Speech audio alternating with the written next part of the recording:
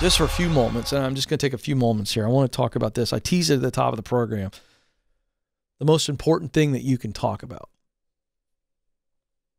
And this, and I don't know that I've ever shared a lesson on this show, or that I'll ever share a lesson on the show that I haven't personally learned or observed. And so this is right in line with everything else. Not everybody is wired the same, but I do think there are some people who are more open with what I'm about to talk about than others are open. And for those of you that are open to it, you're going to go, yep, Ken, and you're going to have about 7 or 8 examples right off the top of your head, probably in the last 6 months where you did this, and you go, hey, he's right. And then others are kind of like me, where you don't do this enough. You do it some. Some of you don't ever do this. And that's talk about what you're struggling with. There are some of us that are just like, hey, I'm an open book. Here's what's going on. I need to talk to you about this. Others, we don't do it as much. And then some don't do it at all. And it's important, and I understand we talk about jobs and we talk about work and purpose in your career on this program. But one of the things you've got to understand is that you can be crystal clear on your purpose and what you're supposed to do with your life. And yet life happens. And you can be doing all of the right things, and life happens. And you can be in a season where in your work life, everything's great. But in your personal life, you got a lot of unanswered questions, or maybe there's actual turmoil or pain. Then you flip that, right?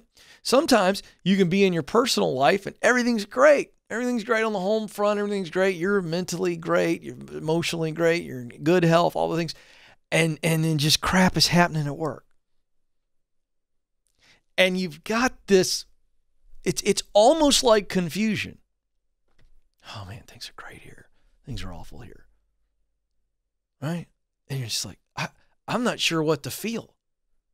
I got stress and pain and frustration and anxiety or whatever it is in one area of my life. And the other area of my life, things are going pretty good.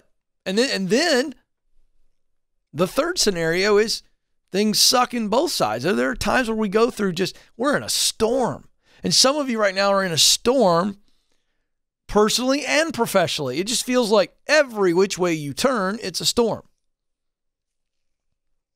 And here's the deal. We're made for community.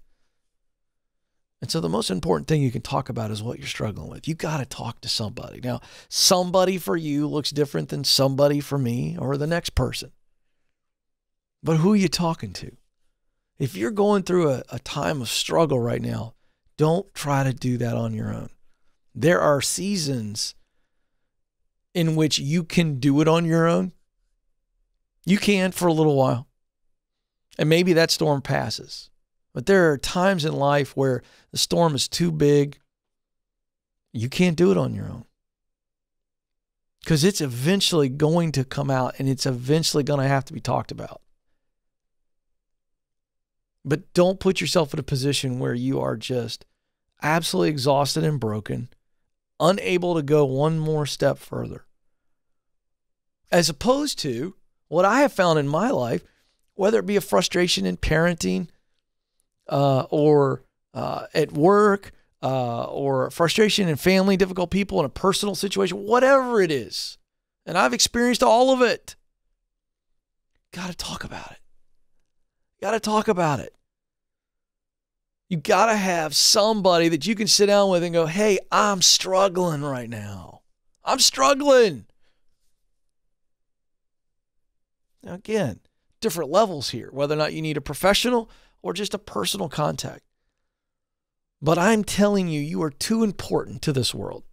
Your mission is so important that you can't allow something you're struggling with to knock you out. All because you wouldn't say, I'm struggling. I need help.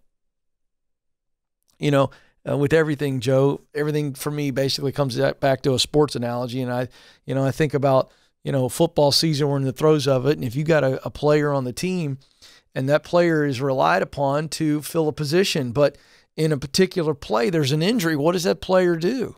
Well, there's one of two things that player does, and we've seen this and heard this.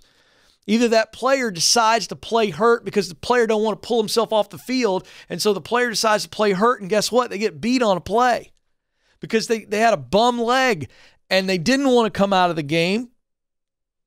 They didn't want to admit that they were hurt for whatever the reason, and the team gets hurt. The mission isn't fulfilled because they didn't pull themselves out and say, I'm hurt, I got to get better before I go back in. Not only do they hurt the team and the mission when they decide to try to play hurt, guess what else can happen? They make the injury worse and they prolong the pain. They prolong the problem by not saying, hey, you got to deal with this. You got to come off. Let us look at your leg. If we need to tape your ankle, we'll tape your ankle. If we got to give you a shot, we'll give you a shot. So, I think we get the message. You're too important to try to play hurt. Don't play hurt. Talk to somebody, get some help, and get back in the game.